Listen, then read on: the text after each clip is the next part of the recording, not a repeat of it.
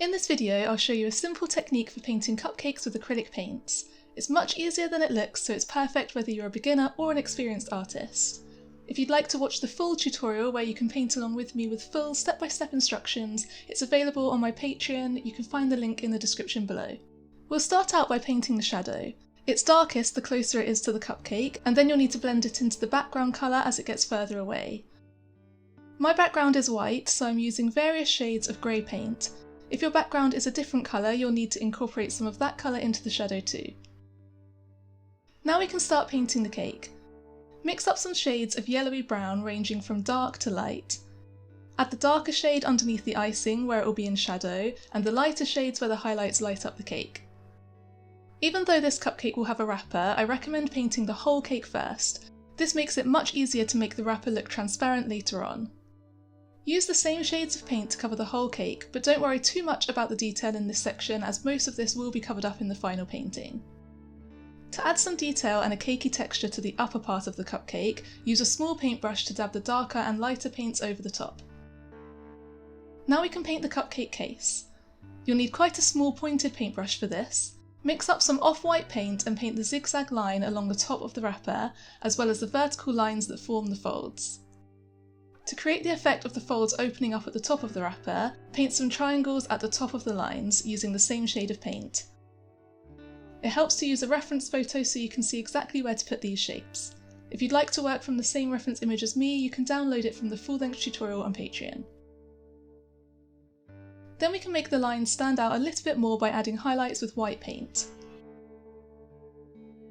To finish the cupcake case, water down your off-white paint to make it more transparent, then use a slightly larger paintbrush to apply a wash over the top of the cake. Ideally, you should still be able to see some of the cake colour underneath so that the wrapper looks semi-transparent. Then we can move on to the icing. You can paint the icing any colour that you like, just make sure you put the darker and lighter shades in the correct places, and this technique will work with any colour. I've decided to paint pink icing, so I've mixed up a range of pink shades from dark to light. Start by painting the darkest shadowed areas with the darker paint, then paint the brightest highlights with the lightest shade. Then we can finish the first layer by joining them together with the mid-tone shade. Don't worry about blending the colours at this stage, just focus on getting the shadows, midtones and highlights in the right places.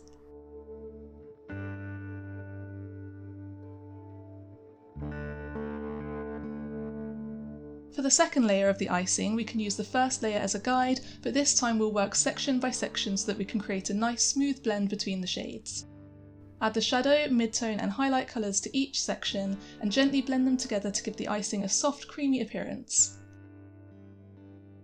Continue to do this for the whole of the icing, using the first layer as a guide so you know exactly where to place each shade of paint.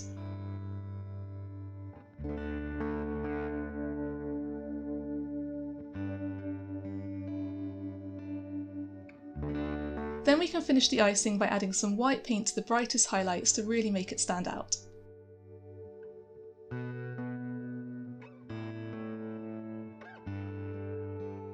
Finally, we can paint the cherry on top.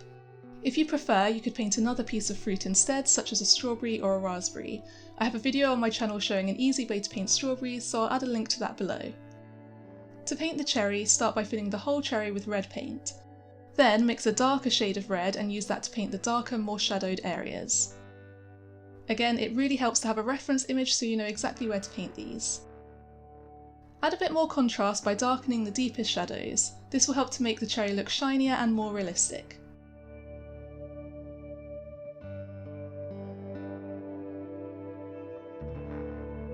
Add some white to your red paint and use this to paint the shiny highlights where the cherry is reflecting the light.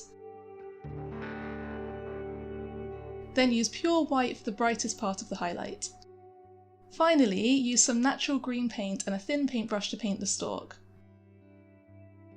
I hope you found this video helpful and I hope you enjoy painting your own cupcakes. Remember to check out the full-length tutorial over on Patreon if you'd like to learn this technique in more detail. And don't forget to like and subscribe for more art videos like this.